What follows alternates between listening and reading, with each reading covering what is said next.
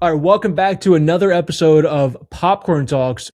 We have a new co-host. If you're listening and you can't see, BushyNB, welcome. What's up?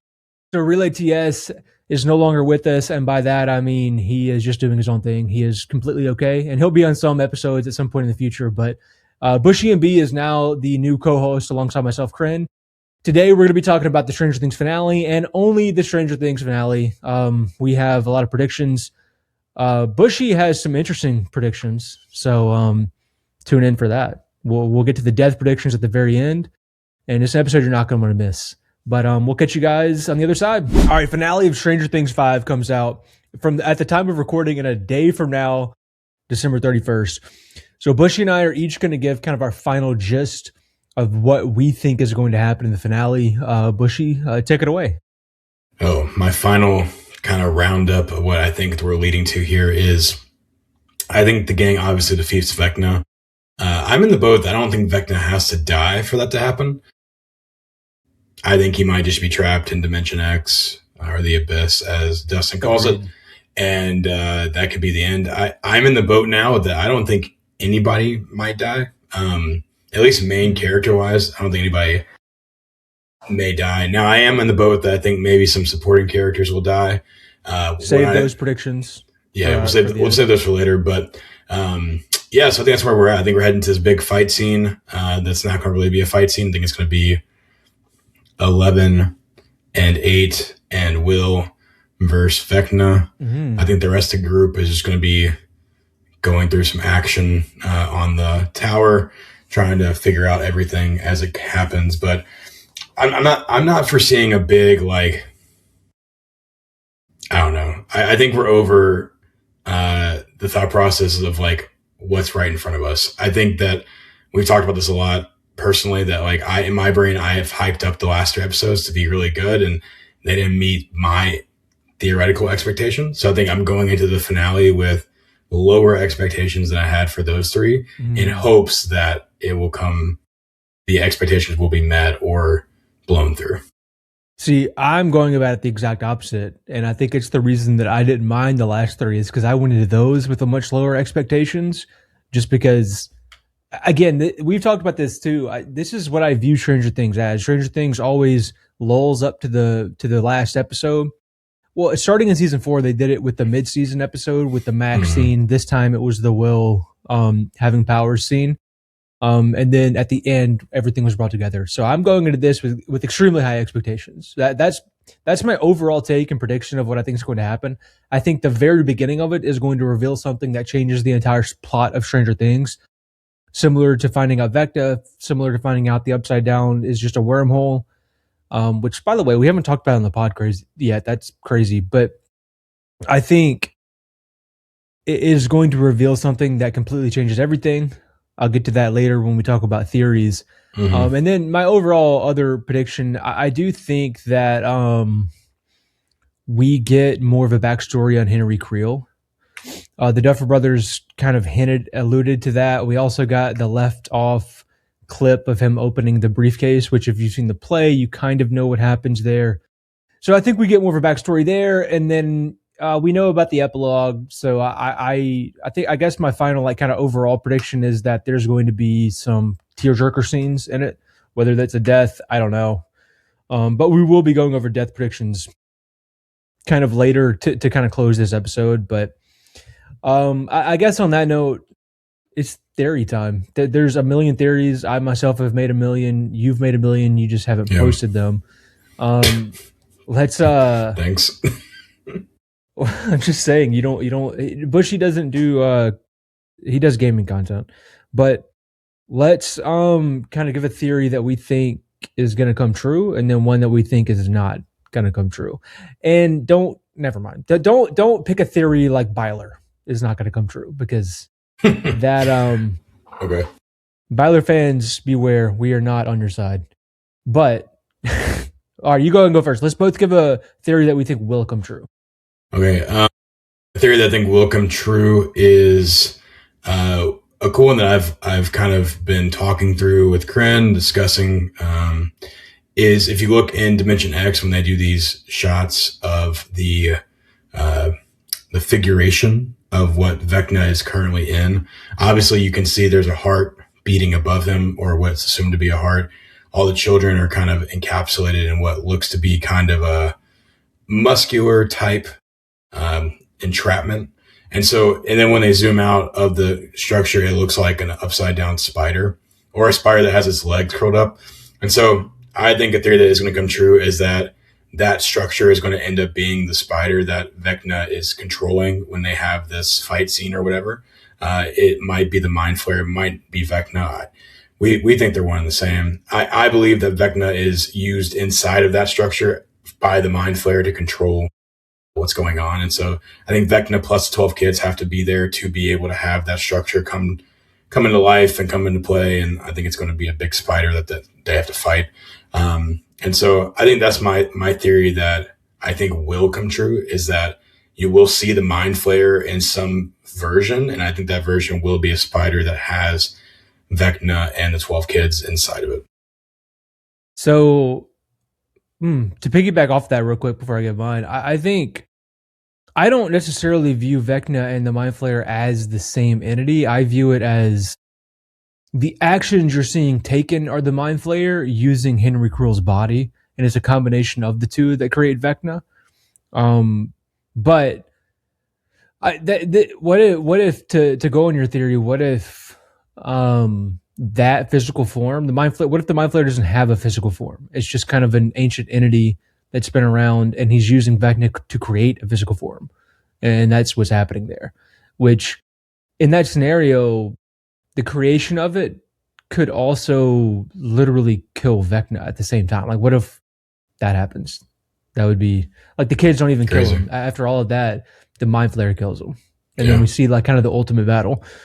That's a good theory. I think the theory that I think is going to come true is the memory wipe theory. I think it's pretty clear with the amount of or how much memories plays a role right now in Stranger Things. We're seeing it literally, like it's right in front of our face. Obviously, memories are a big part of it, but I think that's actually, I think how literal that is a foreshadowing to what we're going to find out in the finale. I just did a video on it, and as I was doing it, I convinced myself more and more that everyone's minds have been altered at some point, and I'm talking all of Hawkins, everything that is in the kind of the realm of what the wormhole is in the Upside Down. I think minds have been altered.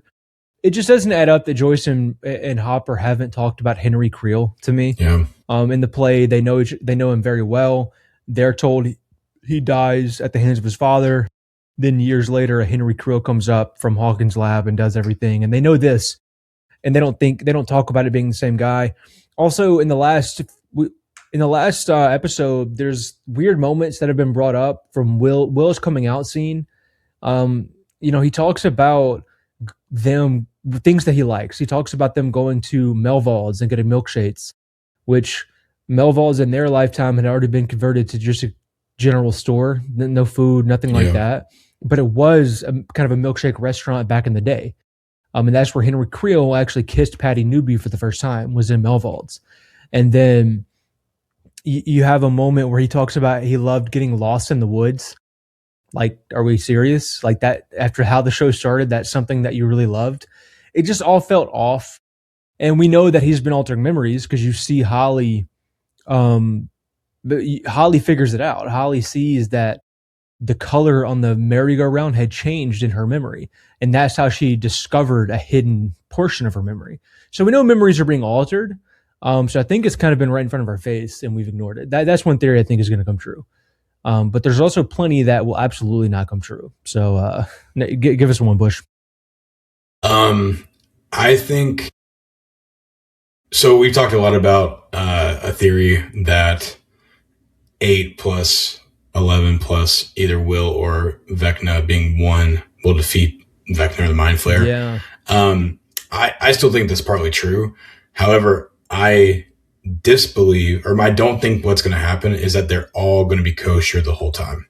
And in that sense, I mean that they're all going to be fighting on the same side the whole time.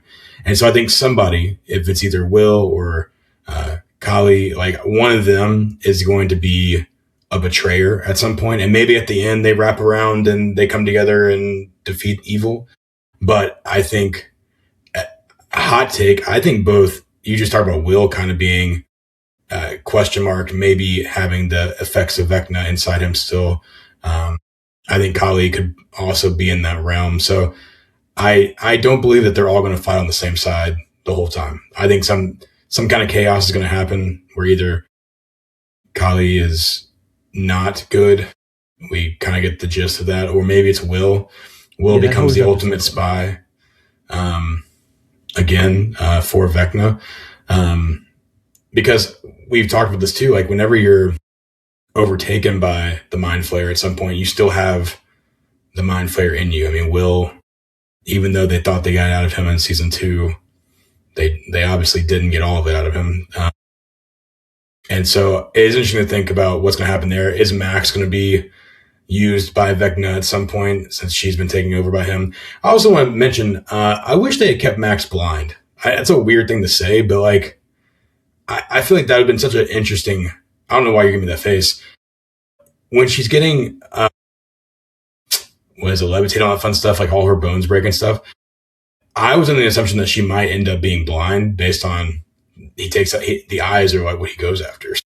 Um, I don't know. I Yeah, thought a it'd lot be of a people cool thought point. that. That'd be a cool point to keep her blind or put her blind. Um, yeah, I don't. That was a big theory going into season 5. Was everybody thought she was going to be blind, but I think that was before we found out that she was in a coma. I don't. I think you had to do one or the other. I don't think you could have her go through all of that, have a surprise build up to her where we don't even see her till episode 3, and then when she finally, after all of that, gets out, she's blind. That would have made me mad personally. I think had she woken up earlier, maybe, or like maybe in the first episode, but I would have been so mad if after all of that, it's like, okay, well now she can't even live, like she's blind. Like I don't know, that would have made me mad. But so have you seen the video that I made a couple days ago on Kali about exactly what you just said? Because I kind of said the exact same thing that you said, but that's how 8+1+11 came true. Was that we're gonna find out that Callie is with like with Henry on Henry's side. She keeps calling him brother, which I think is just obvious foreshadowing. Even though I know that technically they find out that he's the brother, but I think that is foreshadowing. And my prediction was at the very last second she's gonna realize it's not Henry anymore. It's the mind flayer, and the whole time it was the mind flayer. She's been tricked. And at the last second, she's gonna sacrifice herself, but the way that she sacrifices herself is by urging 11 to kill her, because she knows, just like Henry knows, that every kill they take makes them stronger. And that's why Henry killed all the kids at Hawkins' lab. Killing a normal person or an animal gives them power, but killing another human with abilities gives them even more power. So that would be the way that 8 would help her win in that scenario, is almost like absorbing her power by killing her, which in turn would darken 11 if we're looking at it that way. But yeah, Kali is definitely up to something, no doubt in my mind. But so I don't know if our original theory of I agree with you. I don't think our original theory of just her. I don't think it's going to be her, 11, and Will or Henry or whatever, just in lockstep, and they're just going to Yeah. like kill the mind flayer or Vecna. I don't think that's going to happen. Um, I think there's so much nuance to the show that it's hard to come up with a theory that's not going to come true, mainly because almost all of them don't come true. Yeah. Like if we go back over the last few years, there's very few theories that come true. I think it's kind of hard for me to pinpoint one because I don't think most of them are going to come true. There's a big theory right now that Brenner is going to be back. I unfortunately don't think that's going to be true. I wish Brenner would be back. To me, he's the best. Honestly, even with the Demogorgon with Vecna, I think Brenner's the best villain in the show. I think just how ominous Matthew Modine plays it, and how, oh dude, just seeing his creepy face on screen is fire. So I think he's the best villain in the show. I mean, Vecna is obviously up there in the Mind Flayer, but I definitely don't think Brenner's going to be back. So that would be one theory. So I guess I'll go with that. I don't think I'll make it even bigger. I don't think that there's going to be any surprise people coming back, like as far as people that we think are dead. We could see maybe a weird Patty Newby situation. We could see there's some other stuff, but I don't think any of the dead characters are coming back. Meaning no Eddie, no Yeah. Billy, no Brenner. There's a way that Owens is alive because it's inferred that he's dead. We never see it, and they have so there's he could be, but they've already done the fake killing off with him also in season 2. So I find that one hard to believe as well. Yeah, I think if Brenner's back, it's in a flashback to something that happened in Henry's life or Eleven's life. I think it would be cool if you have this big scene at some point where maybe like Eleven and Will are like killing Vecna or whatever, and all of the people trapped in Vecna's mind, because we know when he takes over their powers, it's in his mind or whatever. Yeah. Or maybe it's stored there. That it's like a scene of like them like all like walking into the light. Like the cheat. Have you ever seen those kind of like scenes where it's like, yeah, I don't know, maybe not like that cheesy, because I don't think Duffer Brothers would do that, but it would be cool to like have that like cut scene they of would like do that. Yeah, but not like to that point of like they're all like just walking into the light, but maybe like a cut scene of like them like, I don't know, sun all around, getting to whatever, not entrapped. And so that'd be kind of cool. But I agree with you. I don't think anybody's physically back. I still on the boat that I don't think Dr. Owens is dead. I know we've had that conversation before, but I don't think he comes back either. What really pisses me off is that we talked about this yesterday. I thought the sergeant was dead, and he's somehow still alive, laying in a hospital bed. I just feel like the death part of it. When you're dead to the Duffer Brothers, you're dead, and when you're alive, you're alive. And so I think that's kind of where it's at. I mean, but they've already faked so many deaths. Like Hopper died, and then for 3 years we thought Hopper was dead. They hid David Harbour being in the show, and then all of a sudden he's alive. They faked Owen's death. They faked Brenner's death for 3 seasons and 6 years. Yeah. So I don't agree with that. I think they went so far with faking deaths that this season they're trying to back off of that. I think is what's happening. It's like an overcorrection almost. But I'm still of the opinion that everything they're doing is they're setting up for the finale. Like Sure. they're not even giving you breadcrumbs. I think that's the way I view it. They didn't give you that death. They haven't given you a single death in season 5 of anybody that you know. Literally no one's died. I think that's purposeful. I mean, even in other seasons they've killed small characters. It's so funny that Barb is now like a character that's cult favorite. Yeah, she's like etched in Stranger Things history forever, and she's got like I think 45 total seconds of screen time. Like she's a little bit more than that, but she's only in an episode and a half, and so it's super weird. But justice for Barb, just so we're on the same page.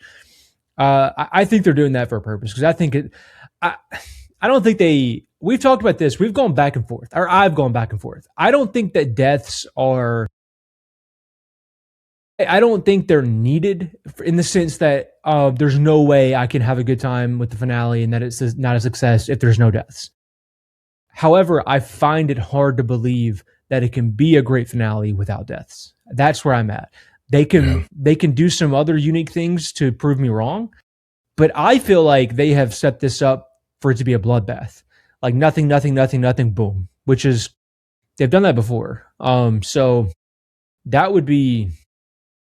I don't know. We'll get back on the death topics later. I think we both have some predictions. I have one prediction for a death that I think people, I don't think it would surprise anybody, but I don't really think people are talking about it. And I think it's almost obviously right in front of our face, but we'll get to that later.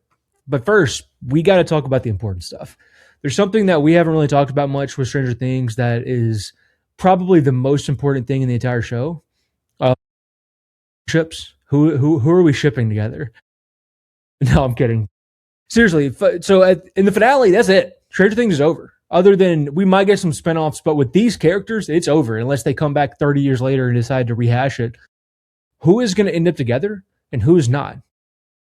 You go first. I'm not going first. Yeah, I want to hear what you say. I think there's only 2 relationships that will last going forward. We got a hater of love over here. I hate it. I hate love so much. Well, hold up, but before you go into this, also, is there any like add on to the end of it if there's any relationships you think that aren't currently together that's going to happen. Interesting. No, is my immediate answer. Ooh. My long answer is that I think one relationship that's happening right now will end up in a marriage, and I think you'll see that in the epilogue scenes, and I think that's Hopper and Joyce. I think they finally tie the knot on this and live happily ever after or whatever. If you saw our TikTok, I think Joyce should die, but needless to say, I think if they keep the realm where I think they're going, I think that's the one relationship that ends in marriage, that they're all happy, whatever. You could also see a flash forward to Max and Lucas being together, married, or whatever. Those are the two that I feel like are the strongest that will withstand all of this. I'm a big proponent now that we both have heard from the Duffers that Nancy and Jonathan broke up, which I didn't know that was a breakup scene. I don't know how anybody watched that and knew straight up they're broken up. I don't know. But I don't think Nancy ends up with either Jonathan or Steve. Nancy, I believe, is too good for Jonathan, and Steve is too good for Nancy. That love triangle can just shatter.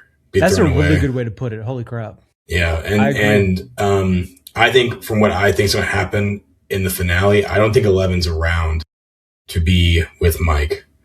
Not that she's dead, but I don't think she's around to be with Mike. See, I have a prediction that they're both not around, but they're both not around together. But continue. So that, I mean, other relationships that could possibly be happening. Dustin and Susie, I don't know. That is probably one of my hot takes. I think Susie makes an appearance here in the finale. I hope so, dude. I hope so too. I think she's such a underutilized character. You know who I want to meet?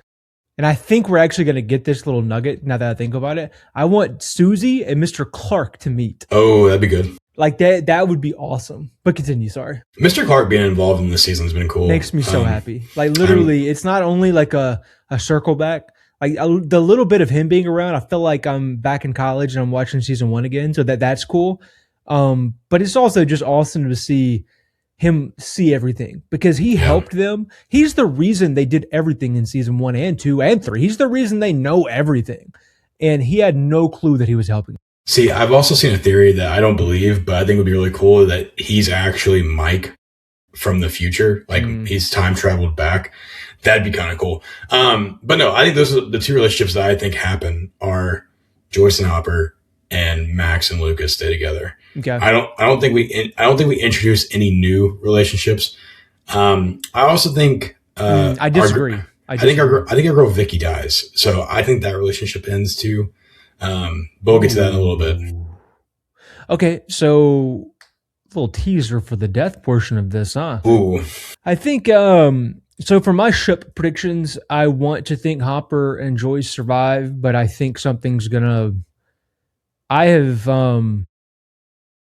changed my mind on one of these characters, and I don't think it's the one you're thinking of. Which again, we'll get to that in the last portion of this podcast. I don't think they end up together, but not for the reason you think. Another one, Nancy and Jonathan. Yeah, I don't think they're gonna. If you tell me there's a world where they're broken up right now, and then we get an epilogue where they're back together, sure. I don't see that happening. Personally, I think that that's done. If that truly was a breakup, then I think it's done. Because if not, that was a pretty cool moment and a polarizing moment already, and then you just completely cheapened that entire thing, and it didn't mean anything.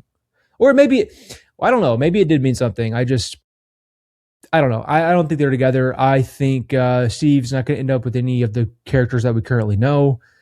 Robin and Vicky, I don't know. That we've gotten so little of them, it's hard to even make a prediction. I think one is that I do think in the epilogue we're clearly going to see Mike with like somebody. I think, and I don't think we know who it is. I think it's going to be somebody random, but I don't think with them coming full circle with that story, like him finally coming out, that they're not gonna tie that like together with a bow. I think he'll end up being with someone, assuming he's alive. And as far as Mike and Elle, I do think they're in game, but I kind of have a prediction on that. I guess I'll do it now because I didn't talk about it on the theory portion of it. Sorry, my Discord is like making a lot of noise right now. So it's not my Discord. So I think that we get a complete full circle moment with 11 and Mike at the end. Sorry, one moment. I don't know. It is my Discord. It's making a lot of noise right now, and I'm hoping it's not going to be in the audio version. But I think we get a complete full circle moment. So if you remember how season 1 ended, 11 defeats the Demogorgon, and then she seemingly dies with it, or actually not dies. She goes like into the portal that she creates by killing it with it, which is weird because we haven't really seen anyway. But all the characters think she's gone, and the whole thing ends with Hopper going out into the woods and putting Waffles in a box.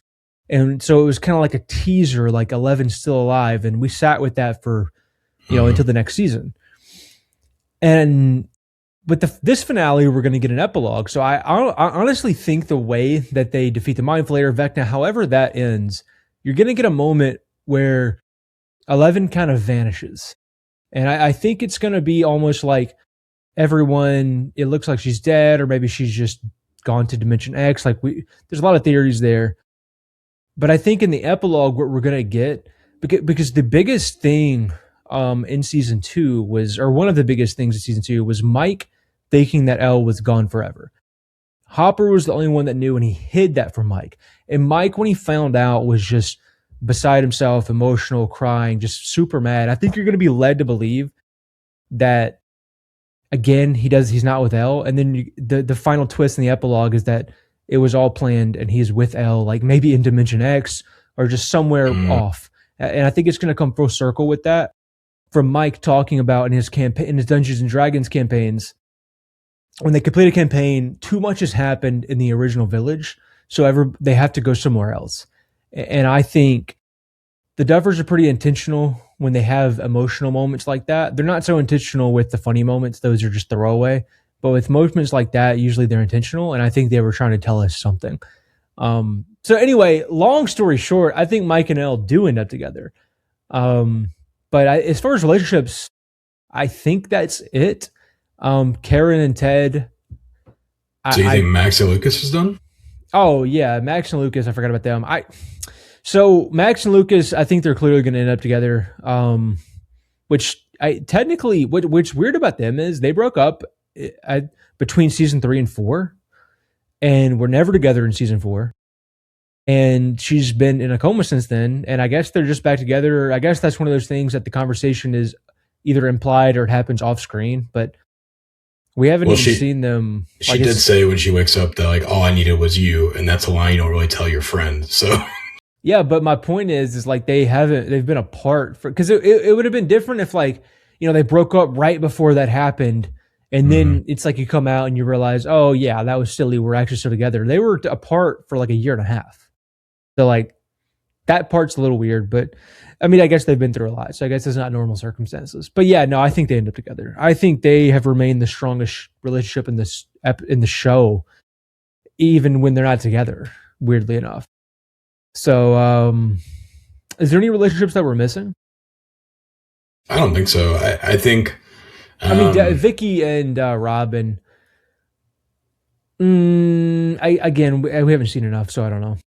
I think too, like in the epilogue, you might see Will happy somewhere with some random person, but it's not going to be Mike. Yeah, no. Let everybody know it's not going to be Mike. It was never even a remote possibility. The only reason the Duffers have even somewhat addressed it by being so over the top obvious that it's not, like writing about him having a crush on Mike and all of that, is because the Byler fans made so many theories that they had to address it. Nobody living in reality watched the show and ever thought that, by the way. Everyone clearly knew that Will was gay. Like, that was obvious. That any bit of media literacy, and you knew that. They were clearly writing that and preparing that from the beginning. Everything else was just, it was never real. It was just delusion. But Can I tell you what I think the coolest moment of the show could be?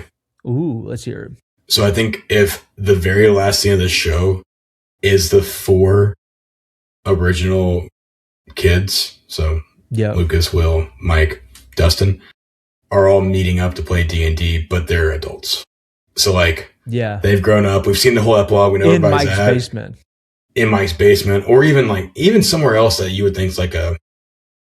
Oh, I guess Mike's basement would be the most iconic place to have that. Yeah, it's got to be Mike's basement. Dude, imagine this. Imagine this an epilogue, and they hadn't seen each other in years. They all get together, they play, and just kind of a moment where something feels missing. Like, oh man, like where's 11? Where's whatever? And then you hear, all right, 5 more minutes, guys, just like Karen did. But this time it's 11 talking to Mike, and they come up, and Max is there, and it's, maybe Will's guy, and then Susie is there, and it's kind of a full circle. Oh, dude, I just got chills thinking about it. That would be a good epilogue. That'd be cool. And I think too, like, Mike is the most likely, I think, to stay in Hawkins. Like, I could see Dustin moving to Utah with Susie. I could see Caleb and Max moving somewhere else. I could see Will going who knows where. But like Mike taking over his parents' house and living there feels like a very Mike thing to do. And I think too, like we've seen the picture of Mike and Hopper sitting on the bench, and we all assume it's a part of the epilogue. Like I think that'd be a good transition into where it could end. And we can move into the deaths. We're going to talk about some of the deaths that we predict. I think it's a good place for me to say that I really don't think there's any way that any of the 4 original children die. Like, yeah, we'll get to that in a minute. Hard transition real quick. One more thing to talk about. So episode 7, upon its release, was rated at a 7.9 on IMDb. It pretty immediately dropped to kind of the mid-7s, and it sat there for a few days. After some internet outrage, and I guess you could also say more people watching it, it has now dropped to about 5. It hovers between a 5.5 and a 6 on IMDb. So I've actually seen both sides online recently, so I do want to do a good job of objectively talking about it and giving our thoughts. Because on one side, you have people saying that it was a lot of people who are just mad that theories didn't come true, and they're mad about how a certain thing happened, Byler, that they have gone and crashed the ratings. And you can find a lot of threads, people saying they created multiple IMDb accounts just to crash it because they didn't like the way it went. Yeah. To me, that's silly. But then those same people are now saying that it is people who watched it and didn't like that there's a gay scene and that they're crashing that. And they're saying because Will is gay, they didn't know that, and now they're crashing it, which if that's true, then that's equally as dumb. Equally as dumb. But I want to combat that by saying there's no evidence of that. I'm very confused by that because I've seen this by a lot of different people on multiple different media outlets. And the reason I'm confused about XQC said it. XQC said it was just a bunch of homophobes crashing it because they didn't like that coming out scene.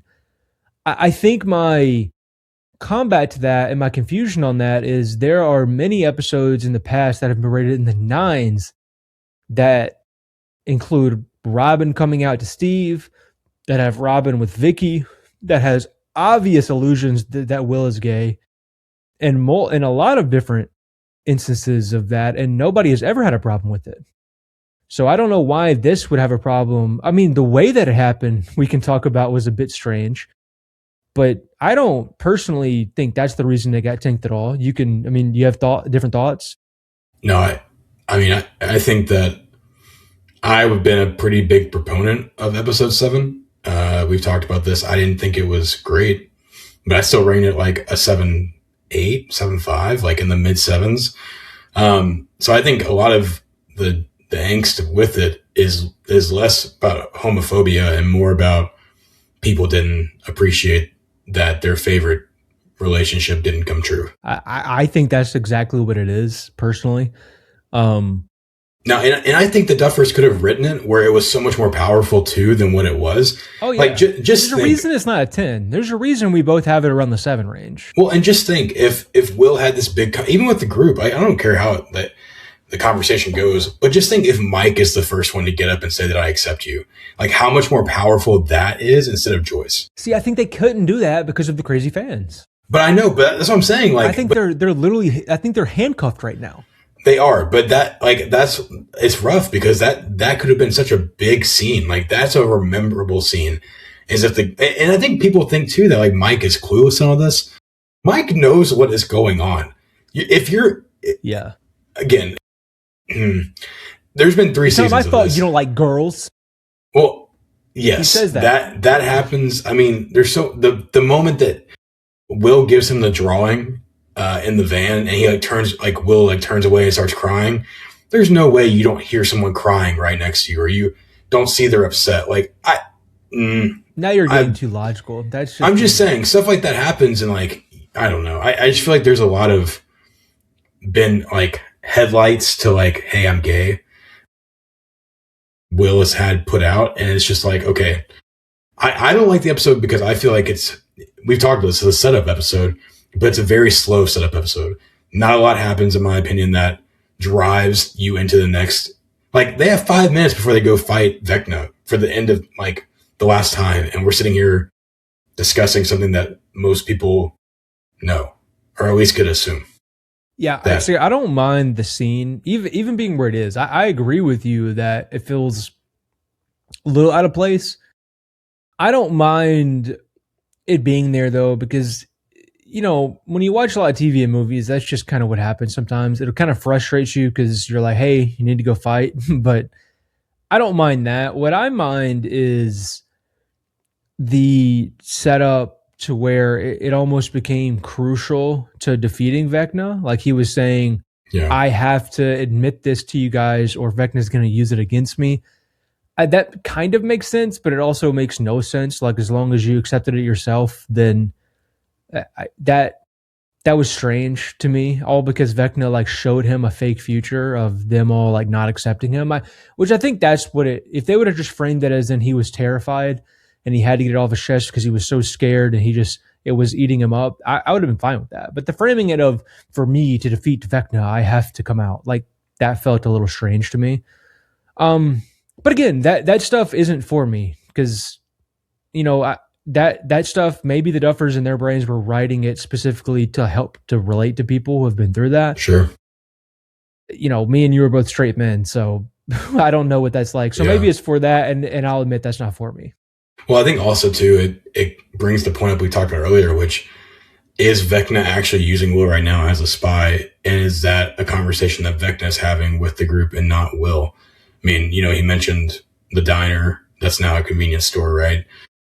Which is something that Henry Krill would know about. I mean, he went to that same diner. So, is it such a random, weird scene because it's not actually Will having the conversation? Like, could Vecna be saying, like, I thought you guys were going to hate me because of this, blah, blah, blah. And I mean, it's not true. Like, I don't think, and again, I can't relate to that. You can't relate to that. So we don't really know like how it feels to have those kind of conversations. Like, I don't know. I feel like it might be Vecna talking through him and using him as a spy. Like he says, the spy doesn't have to be to find Max. I think people get caught on that. They're like, he used Will's memories to find Max, but I think it could be more than that. See, we got to be careful going on that route though, because we're giving Byler fans kind of gas to run with, because then their theory is that they're all manipulated and memory wiped and taken over by Vecna, and none of them are really them right now.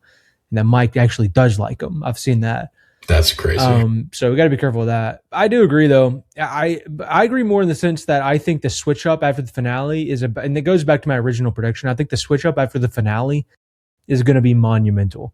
There's going to be so many people right now who are just trashing it that it's going. I think that it's going to tie everything back so well that it's going to almost make you up your score for the episode before it.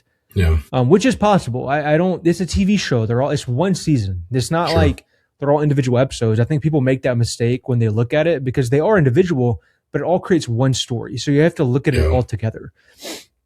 But yeah, it might be a good point to say at this point that we both believe it's not going to be a Game of Thrones-esque finale. Like that's so crazy. We talked about this today. Now, if you tell me that it could be, I don't know if everybody's seen How I Met Your Mother out there, but like the last season, How Much Mother is great up until the very, very, very end of the finale. Now, if you told me that's the kind of situation that happens where it's like, okay, that's rough, then maybe. But Sure. like the season has not been like that. The season's been you got the biggest plot twist so far in the show in episode 4 of season 5. I Like, know we're just and forgetting people are that. just throwing that out. Like, that's crazy. I mean, outside of you realizing that Vecna's won, like Will getting or being able to use Vecna's powers is the craziest thing of the whole show. Especially like puny Will now I know. becomes be this big badass. Like, okay, but like we're throwing that out right now when we say that this is a Game of Thrones esque season, which it's really, really not. Yeah, no, I mean Game of Thrones. I mean, I think that people saying that have never seen it. I think they're just trying to relate to the low scores. Yeah, And again, they're so mad that what they wanted to happen didn't happen that they're just throwing a temper tantrum, if we're just being honest. And now they're retroactively going and critiquing things that aren't necessarily the best, but it's what they loved about Stranger Things before that.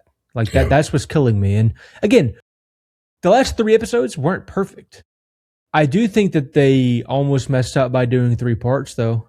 I think that yeah. we would have a completely different view if we would have gotten the finale along with those, unless the finale sucks. I'm assuming that the finale is going to be awesome because we've had 4 seasons of sample size where the finale is always awesome. Yeah. So, Well, and I think too, like if you had taken the first half of episode 7 and merged it with episode 6, and then had the ending of episode 7, like when he comes out and stuff, be earlier in the episode, and then it ends as they're like going into battle type esque. I think we talked about this yesterday. Like that's what I was waiting for. I was waiting for that moment of like, I'm now excited for the finale because I know something big is about to happen. And so I was waiting for that moment of like, you know, we're going into this incredibly intense whatever battle, and it felt like we cut off at a weird moment.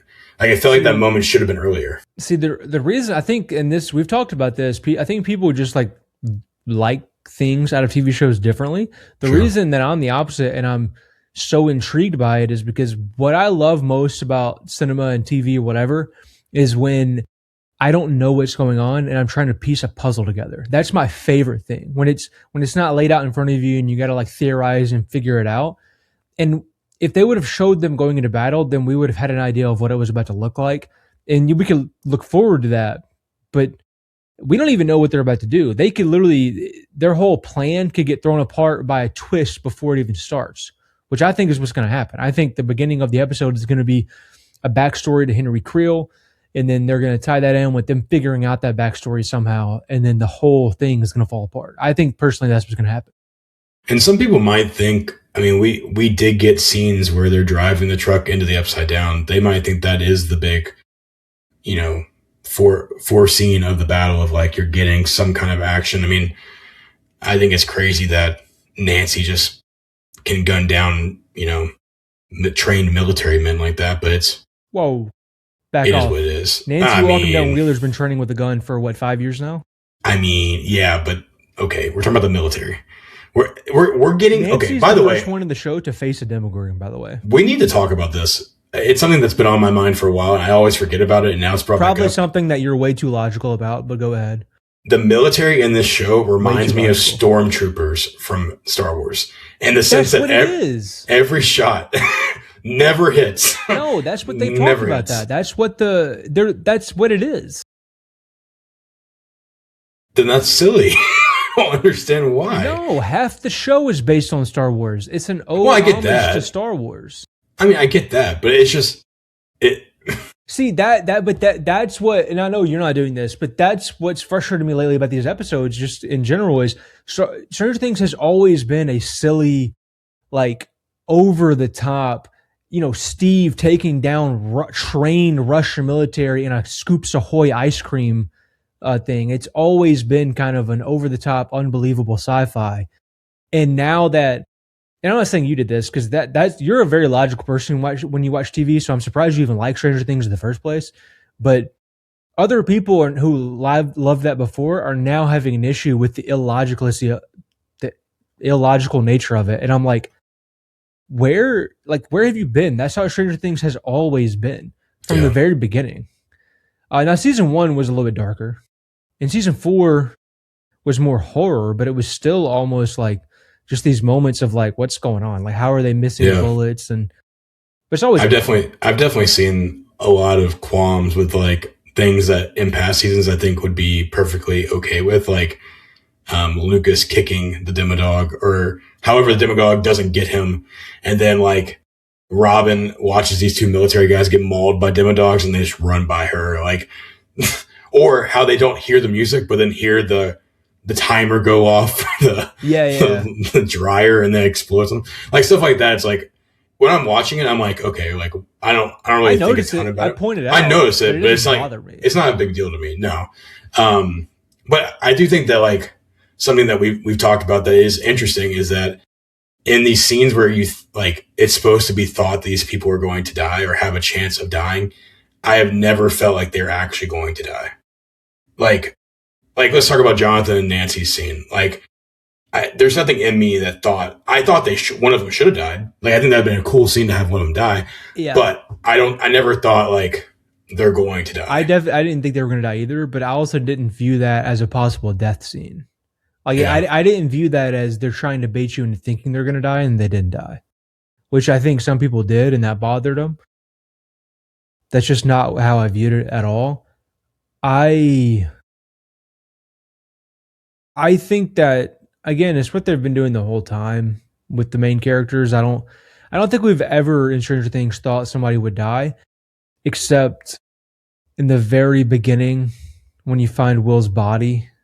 Mm, Which Stranger Things was such a different show in that first season, so it's a little different. But I don't know. Speaking of, I guess let's get to it.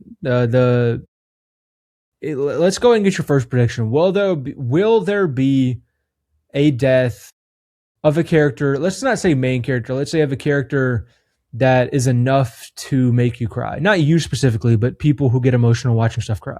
Like, is it enough to make me cry? yeah.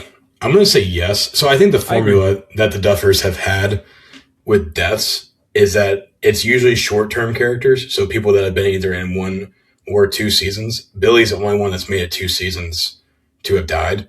And so I think that formula will actually take place again. And the reason I think it's going to be someone that you might cry with is the first person I think that will die is Vicky. Um, but I think people love Robin so much that Robin's pain will cause you to have some kind of feelings with that. I think Holly dies. I think that's the biggest like heart wrencher. She's really, I mean, she's been in multiple seasons, but she's the first season she's had a ton of like screen time. And I think her storyline has been such the case that like, if you told me that like she tried to leave the kids to rebellion or something like that and ends up dying in the process, I would say okay to it. But there is one exception of quote unquote characters that I know will make me sad if they die. And Murray is that character. So I think Murray has a great chance of dying. Yeah. And he would be the one that I would be like heart wrenched that he. Yeah, same. I think that's on the table. I think I would cry. I am a crier when it comes to movies and TV shows in general. Now, when I'm around people, I typically don't, so I'll probably be fine in the movie theater. But yeah, Murray. I think Mr. Clark dies. I think there's a pretty big reason they brought him into the fold. I think he dies kind of in a heroic way, though, almost like he's gonna know a way to do whatever they're trying to do. Like there's going to be some kind of scientific explanation to like part of their plan. And similar to how Bob dies, I Mm, think he is going to offer to do it because he's the only one who can, and it's going to end up almost being a sacrifice, almost exactly how Bob died. yeah. And then, so I do think he dies. Murray's definitely on the table. I don't think any of the original 4 kids die. I think there's a chance 11 either dies in a sacrificial way or almost like banishes herself, or even like ties herself to the mind flayer particles or whatever to get rid of the evil entity. Like something like that. I could see that. Yeah. Kali, she gone, in my opinion, somehow, some way. But as far as the people that would make you cry, I hate to say it, For a long time, I thought there was no way they could kill off Hopper because they've already done that. But I think the more I think about it, I think he dies, and I think it happens in kind of a. Again, I think the theme of this last episode is going to be full circle, and something that he talked about a lot with his daughter, which is such a big part of the story, and him how he relates to Elle, how he treats her, and how he treats everyone around him, really goes back to his daughter.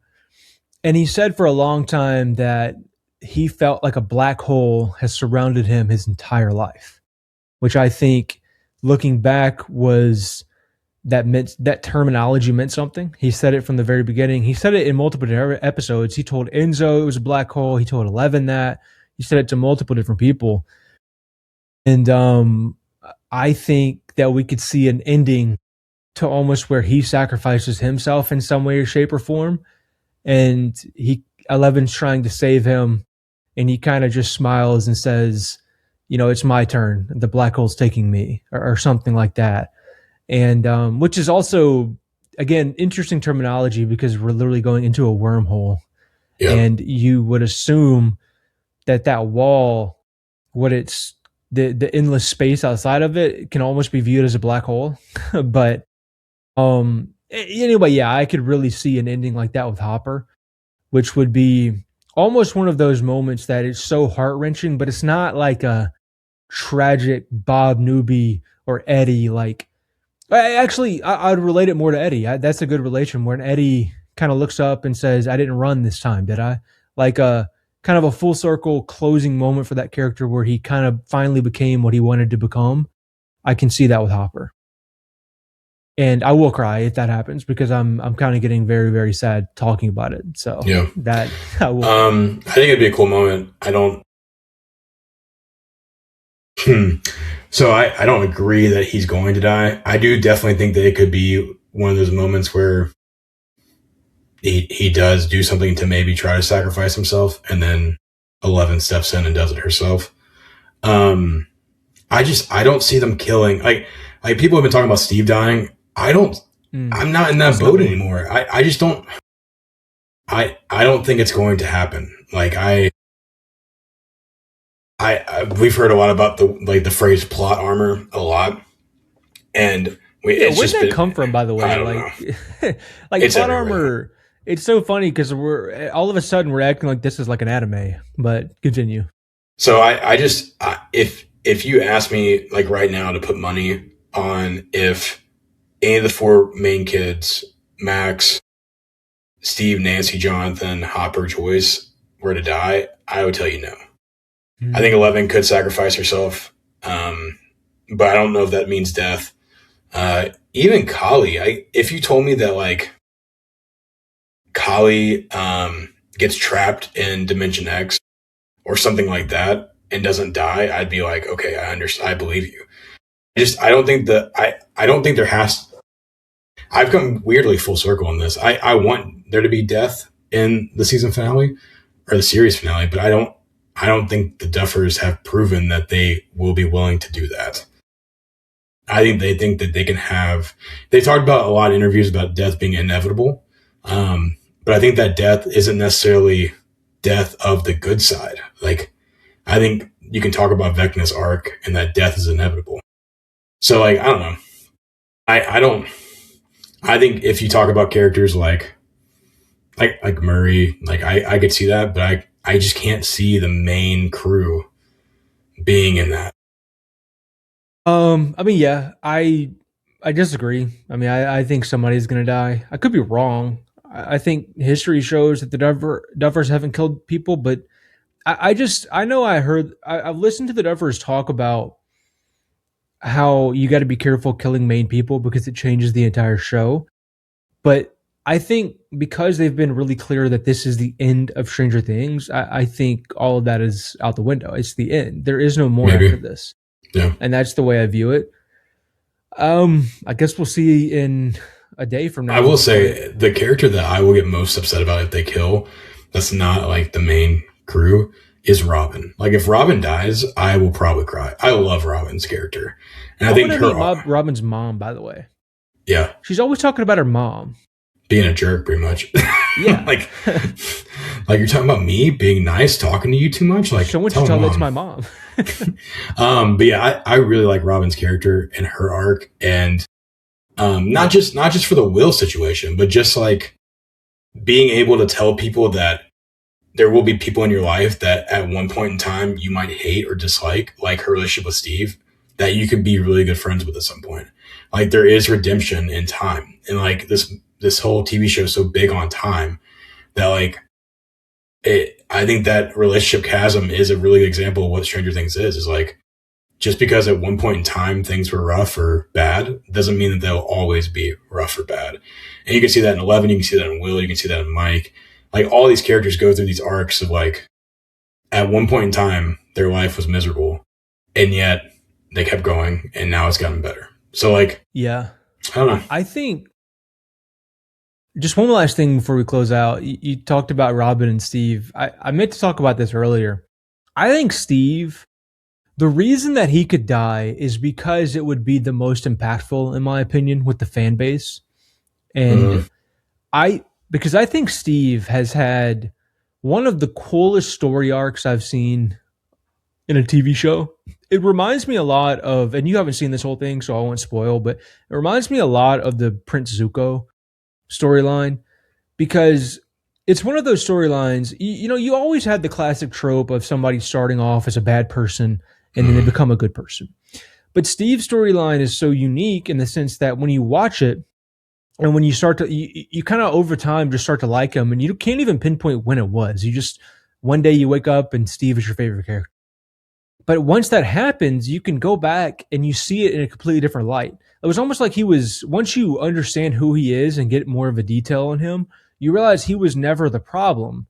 And I think that's really cool because right now in season 5, you're still seeing it. Will is so shocked that Robin tells Steve first because he's like, you know, he says, no offense, I like Steve, but he's basically this big jock meathead and he's not blah, blah, blah, blah, blah. And so it shows you that still people still view him that way. Yeah. And we haven't viewed him that way in years because we're seeing things that in real life other people aren't seeing. So it's so real because there's so many people in real life who are the exact same way. They're viewed in this way to other people because maybe at one point they were, or maybe that's just how people have always viewed them. And you never get that backstory. And with Steve, you get it pretty early, and it's just really unique. I think Steve has one of the coolest arcs, not only in the show but in television. I really do. Well, it's cool too. Like we talked about before, kind of Dustin and Steve not being on the same page, and then the redemptive arc of their relationship. But that scene is so good. For me, it's not even the scene in Hawkins' lab. It's the scene back at the radio station where they're getting ready to go into battle. And Steve like literally apologizes. Like Steve spends this whole season telling Dustin, it's your fault. It's your fault. It's your fault. And now he's like, you know, like we got to be on the same page. We have to be together. Like it's us or nobody. And so I think too, just the growth of like maturity. We talk a lot about like Will's growth as a character and maturity, but as you're saying, like Steve's growth is crazy. Like he goes from this douche canoe to now he's the one that's trying to put the ladder to go save Nancy and Jonathan. But again, if you go back and watch season 1 now, he was never a douche canoe. It's almost like once you see the other side, you realize it was everybody around him. Yeah. But which again is a pretty big sign of like whoever you surround yourself with is how you become or who you become, and then how people view you more than anything. Yeah. I mean, for all the flack people are giving the Duffers about bad writing because everybody all of a sudden is a cinematic genius and they know how to write, you know, a big box film or a Netflix original TV show. We got to give them props for props is due because that's just a really beautifully written character. It's fantastic. But anyway, Steve, I will say, as much as I do think it's still a possibility that he dies, I really hope in the epilogue we see Steve with 6 little nuggets. I hope he has his 6 kids and he's coaching RVing across the country. Yeah, he's coaching a little league baseball team. They're doing all the stuff he told Nancy he wants to do. And because Nancy made fun of it, I hope Nancy is just How mad would you be if the epilogue has him and Nancy together with the kids? I wouldn't be mad because I have been a Stancy guy from the beginning. I don't think Nancy deserves him right now, but just like with Steve, people grow up, people change. Maybe with her, it happens later because she says she doesn't know what she wants right now. I don't think they would ever do that. I think it would cheapen. I'd be mad because it cheapens the scene with Jonathan and it cheapens some stuff. I think that would be bad. That would be bad writing, in my opinion. But from if I'm taking myself out of the TV show and putting myself in the universe, I think Steve and Nancy would still make sense to me. But I don't know. Stancy forever.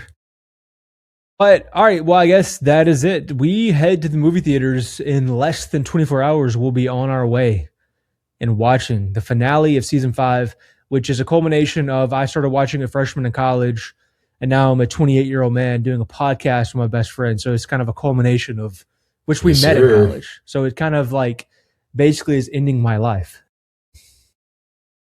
After tomorrow, I will have no more life. I have nothing to look forward to. This is the one thing that I've had for a long time.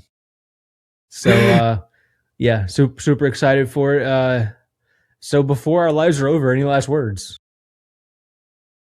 I'm just excited. I hope that this exceeds our expectations and that we're coming on another podcast tomorrow night on New Year's Eve, talking about how good it was and what our minds are blown from. So, yep. Our final prediction: will I cry in the movie theaters? 100%.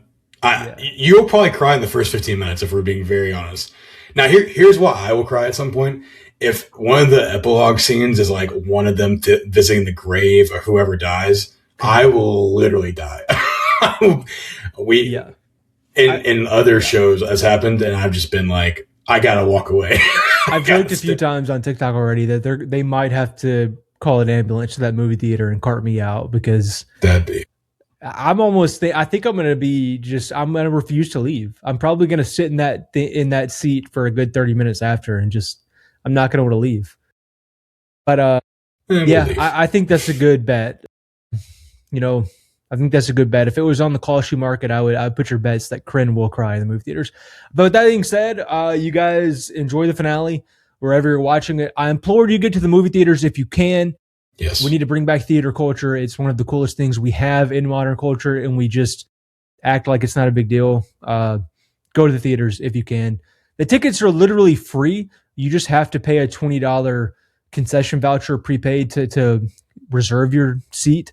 So do it. Which, if you're like us, we're going to spend $20 no matter what. Yeah, I'm going to spend it no matter what. So get you a popcorn and a Coke. Well, get you a small popcorn and a Coke for $20. And, maybe half a hot dog. Yeah. Just go enjoy it because the theaters are, again, one of the coolest things we have, and we need to bring it back. But all right, you guys have good day, night, wherever you're listening to it, and we'll see you on the other side.